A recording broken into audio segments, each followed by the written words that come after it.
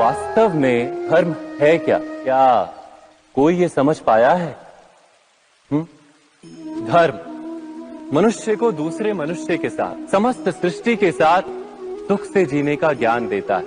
यही कारण है कि किसी धर्म के स्थान पर मनुष्य को सदा ही शांति प्राप्त होती है। क्या ये आपका अनुभव नहीं?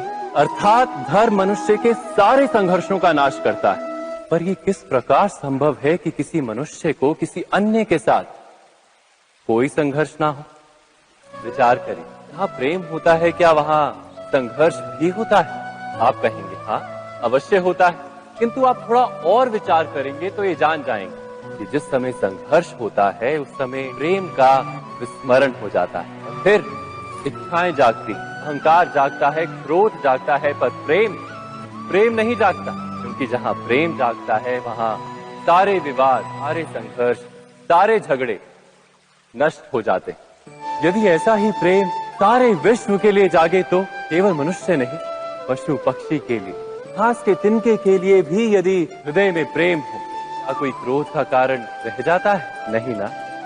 एक व्यक्ति के हृदय में दूसरे व्यक्ति के लिए जो प्रेम का भाव होता है, वही प्रेम भाव समस्त सृष्टि के लिए हो तो उसे करुणा कहा जाता है।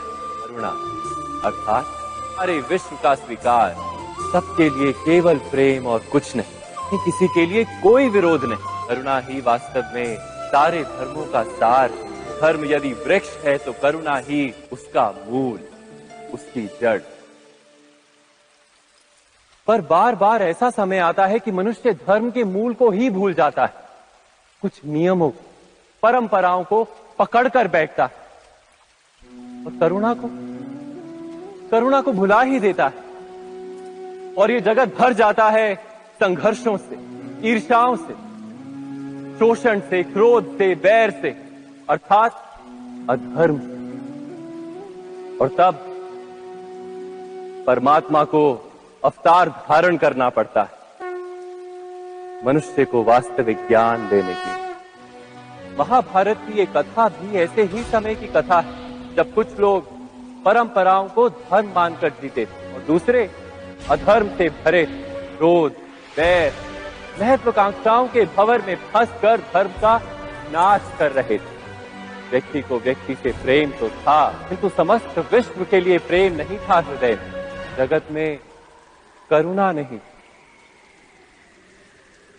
इसी कारण से मैंने अवतार धारण किया।